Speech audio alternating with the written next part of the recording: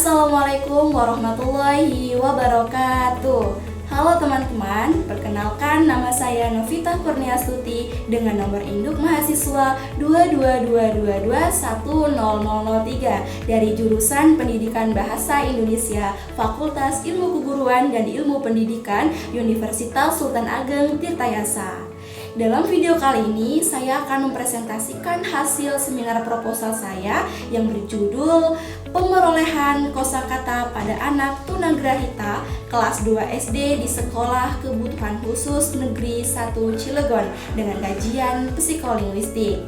Proposal ini saya buat untuk memenuhi tugas mata kuliah seminar proposal dengan dosen pengampu Bapak Dr. Erwin Salpariansi MPD, yang mana nanti di dalam seminar proposal ini akan saya bahas tentang bab 1, bab 2, dan bab 3.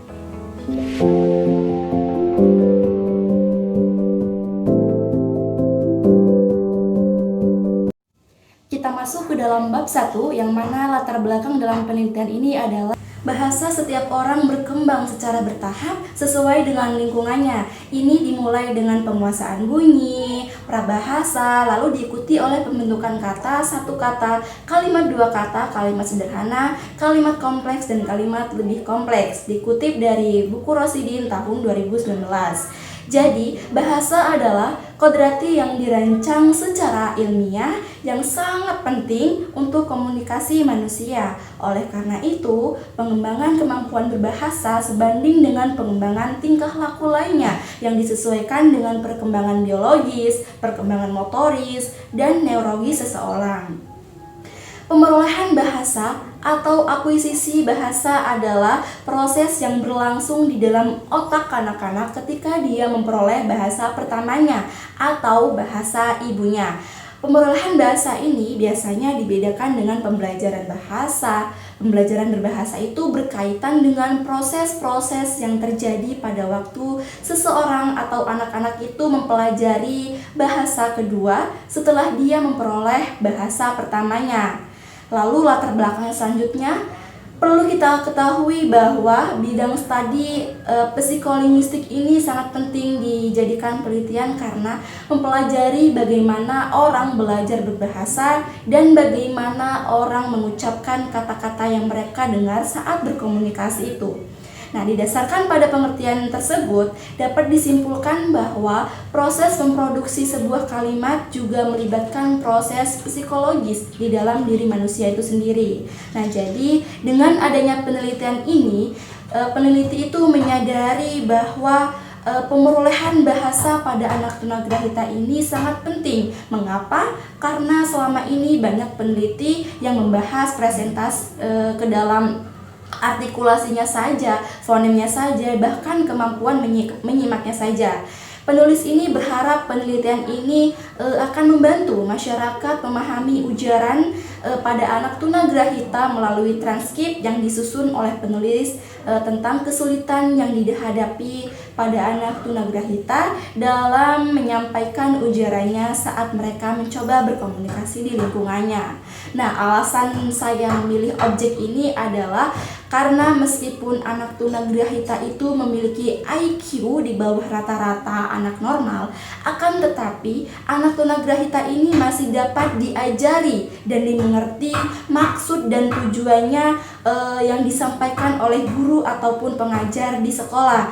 Nah, selanjutnya alasan memilih kelas 2 SD ini karena saya jenjang tersebut adalah anak tunagrahita yang memiliki kategori sedang, yang mana sudah mampu menguasai kosakata yang tergolong sulit seperti kata belimbing, melompat, alpukat, rambutan, dan lain sebagainya.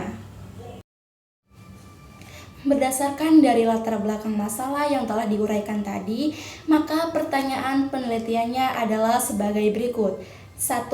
Bagaimanakah pemerolehan kosakata bahasa Indonesia pada anak tunagrahita kelas 2 SD di Sekolah Kebutuhan Khusus Negeri 1 Cilegon?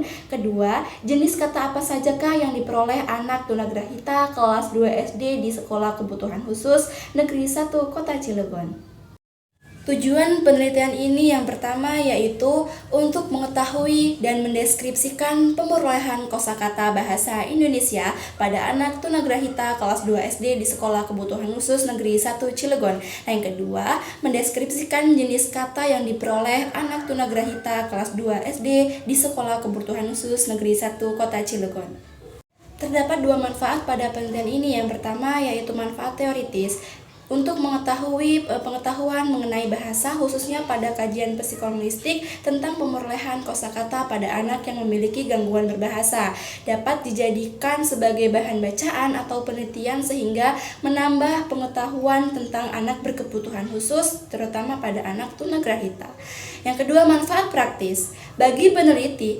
Penelitian ini dapat memperbanyak pengetahuan tentang pemerolehan kosakata bahasa Indonesia pada anak tunagrahita di kelas 2 SD. Bagi pembaca sendiri, penelitian ini dapat menambah ilmu pengetahuan yang berkenaan dengan penanganan dalam kesulitan berkomunikasi pada anak.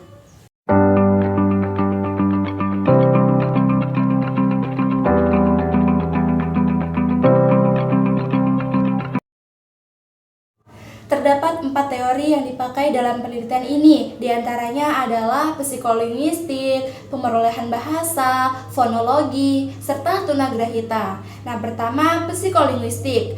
Krida Laksana dalam Lisnawati tahun 2008 mendefinisikan bahwa psikolinguistik adalah ilmu interdisipliner, yaitu psikologi dan linguistik. Psikolinguistik mempelajari hubungan antar bahasa dengan perilaku dan akal budi manusia. Jadi, psikolinguistik ini mengkaji bagaimana proses-proses psikologi berlangsung pada saat seseorang mengucapkan kalimat-kalimat yang didengarnya ketika berkomunikasi dan bagaimana kemampuan berbahasa yang diperoleh pada saat berkomunikasi.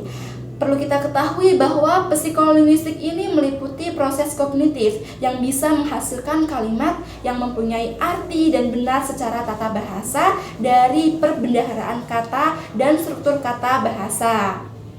Termasuk juga proses yang membuat bisa dipahaminya, misalkan mulai dari ungkapan, kata-kata, dan lain sebagainya.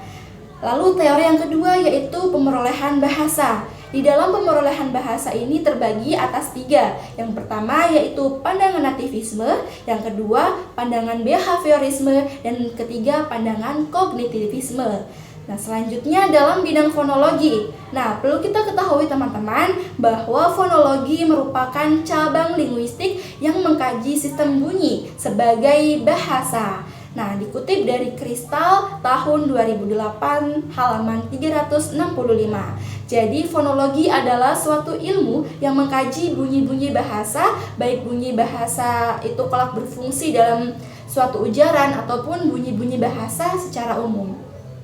Di samping mempelajari fungsi, perilaku, serta organisasi bunyi sebagai unsur linguistik, fonologi juga mempelajari bunyi sebagai fenomena dalam dunia, fisiologikal, anatomikal, psikologikal, dan neurologikal manusia yang memproduksi bunyi-bunyi tersebut. Nah, selanjutnya teori tunagrahita. Perlu kita ketahui bahwa tunagrahita ini disebut sebagai lemah ingatan, lemah otak, lemah pikiran, cacat mental, keterbelakangan mental, dan lemah mental. Jadi teman-teman, tunagrahita ini adalah ataupun keterbatasan anak yang memiliki kecerdasan di bawah rata-rata normal, yang mengalami keterbelakangan dalam penyesuaian diri dengan lingkungan dan kurang cakap dalam memikirkan hal-hal yang abstrak, sehingga memerlukan layanan dan pembimbing khusus dari seorang guru ataupun pembimbing.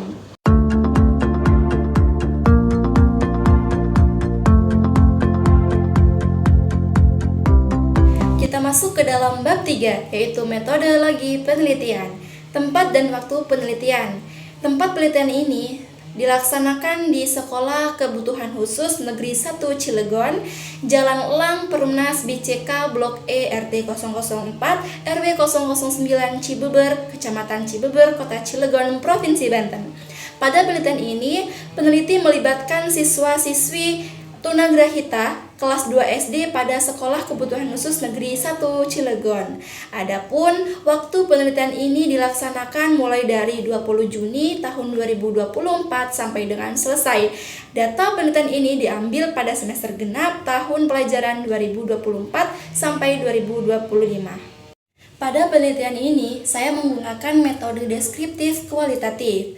Moleong tahun 2007 mengemukakan bahwa metodologi kualitatif merupakan prosedur penelitian yang menghasilkan data deskriptif berupa kata-kata tertulis maupun lisan dari orang-orang dan perilaku yang diamati. Penelitian kualitatif ini dilakukan pada kondisi alamiah dan bersifat penemuan. Dalam penelitian kualitatif, peneliti adalah instrumen kunci.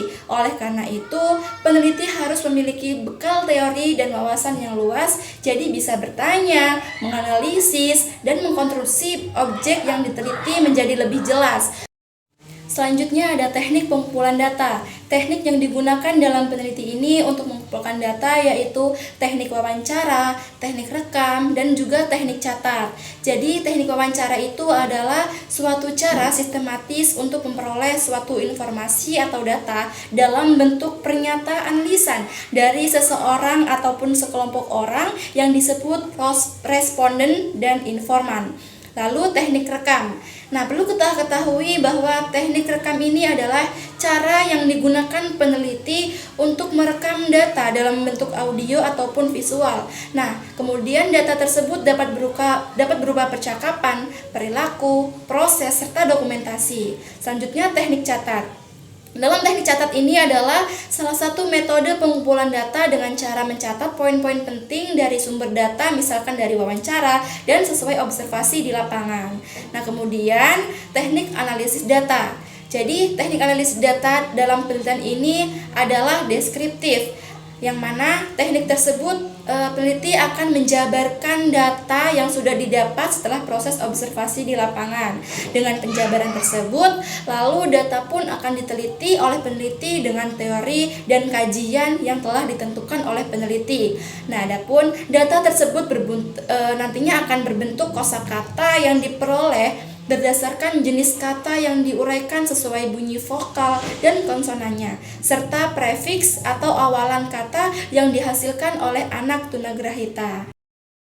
Selanjutnya ada instrumen penelitian. Sugiono tahun 2013 halaman 143. Instrumen adalah suatu alat yang digunakan mengukur fenomena alam maupun sosial yang dialami.